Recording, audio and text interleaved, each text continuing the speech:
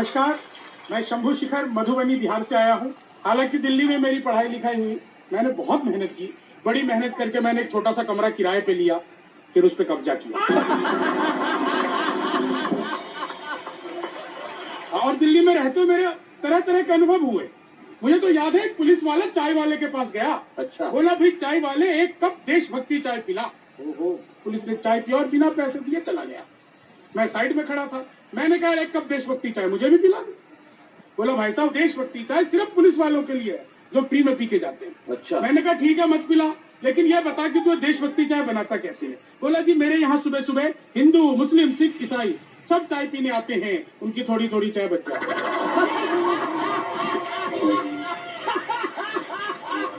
मैं उसे एक कप में इकट्ठी करता हूँ और वंदे मातरम बोल के पुलिस वाले को पिला देता हूँ। भाई क्या बात है। शादी के लेकर के आज का एपिसोड में प्रदीप जी, मैं बता दूं, आदमी या तो समझदार हो सकता है या शादीशुदा। औरत या तो खूबसूरत हो सकती है पत्नी। बस बहुत अच्छे। नहीं, शादी होकर जब दुल्हन आई तो पट्टी ने सबसे पहले अपने पति की सिगरेट छुड़ाई।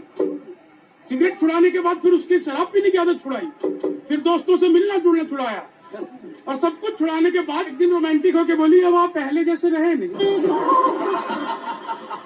सारी तो उसकी इनकमिंग बंद करा दी, बच्चा पहले जैसा रहे कैसे। देश का तो मामला ही ऐसा है। और मैं बेहद युवा हूँ, और युवा जो है अलग तरीके से सोचता है।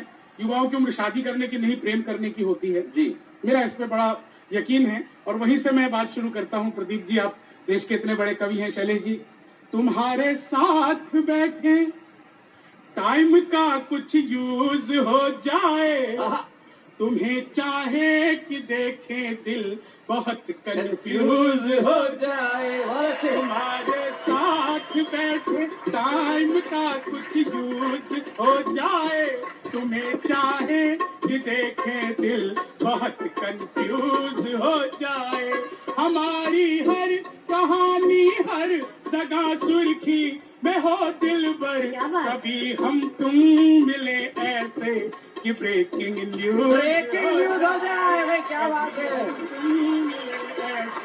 कि ब्रेकिंग न्यूज हो जाए। उसे देने चला एक रोज ग्रीटिंग कार्ड की खुशबू, उसे देने चला एक रोज ग्रीटिंग कार्ड की खुशबू, नहीं पहचान पाया था मैं बॉडी गार्ड की खुशबू।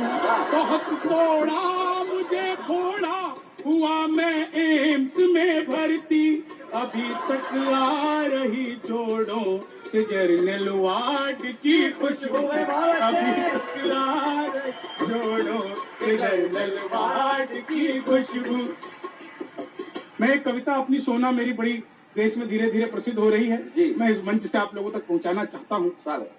आजकल हम अपने आप से बहुत त्रस्त हैं, सोने की भयंकर बीमारी से ग्रस्त हैं। अच्छा।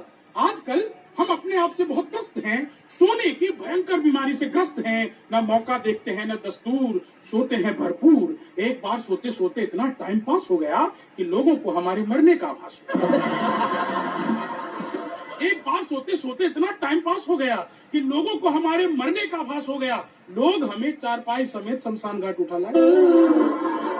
लोग हमें चारपाई समेत शमशान घाट उठा लाए थे। अच्छा। गहरी नींद में हम भी कुछ समझ नहीं पाए थे, किंतु शमशान घाट में जैसे ही हमें नहलाने के लिए हमारे ऊपर पानी डाला गया, हम तो नींद से जाग गए, मगर हमें साथ लाने वाले हमें भूत समझ कर भागे।